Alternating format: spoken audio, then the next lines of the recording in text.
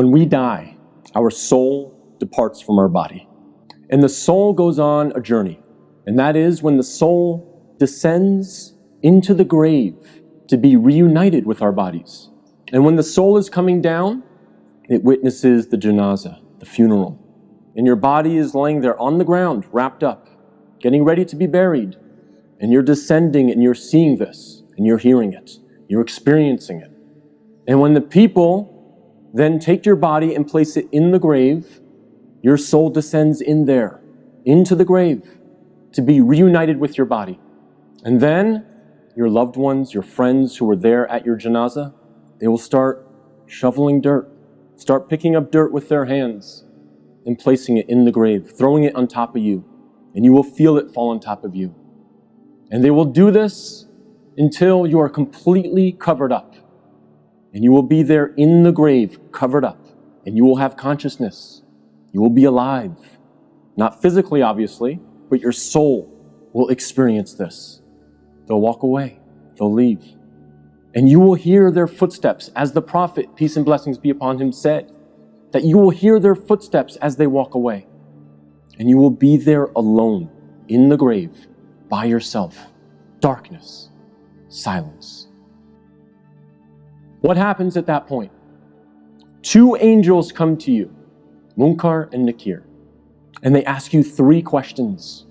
Perhaps the most important questions you will ever be asked, and the three most important questions you will ever answer. And those questions are, what is your deen? Who is your prophet? And who is your Lord? And if you answer these questions correctly, all three of them, your stay in the grave will be one of peace. You'll have peace. You'll have pleasure. Until the day of judgment, when the horn is sounded and you are raised up out of your grave. But if you don't answer these questions correctly, all three of them, your stay in the grave will be full of pain. So we must answer these questions correctly. But here's the problem. A lot of us say to ourselves at this point, I'm good, because I'm a Muslim, and I know the answers to these questions, and I'll answer them correctly. This is a problem. Because the answers are not given, as many of the scholars say, the answer is not given with your tongue.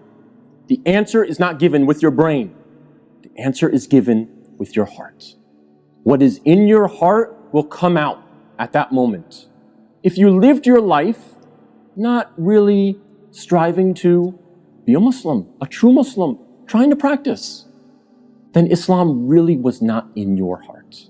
So we have to make sure that we're striving, again, to the best of our ability. I'm not asking for perfection.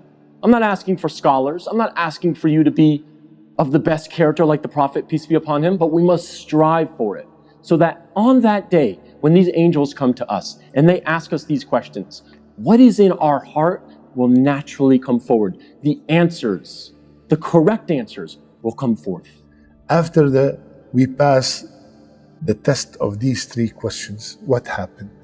An order from Allah with 5 glad tidings. First, the grave will be furnished from Jannah. The second thing will happen, the person will be clothed from the cloth of Jannah. All these are told to us by Rasulullah sallallahu alaihi wasallam, and they have authentic hadith to support them. And then the person in the grave, a gate of Jannah will be opened for him or her, and its breeze will come to him or her, and he smells its fragrance and he feels the delight. A fourth, the grave will be made spacious as far as the eye can see. The life of the barzakh, the life of the grave, is completely different than this life. Allah will make the grave very spacious. And fifth, he will be given the glad tidings of Allah's pleasure and Jannah. Allahu Akbar. Then a man with a beautiful face, beautiful garment, and sweet odor comes, and the person in the grave said, "Who are you? You look so good. You have such a beautiful smell. Who are you? Your face is perfectly beautiful."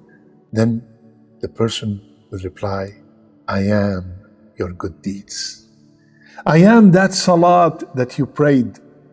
I am that sadaqat that you gave. I am the Quran that you read and you memorized. I am the fasting.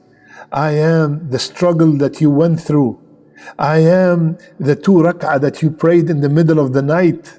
I am all the great amal. A man with a good face that will be our companion till the day of judgment.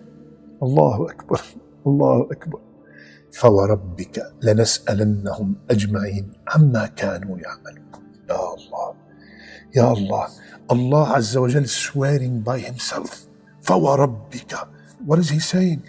I will ask them 100%. I will question everyone about what they used to do. We will be questioned about everything. Everything.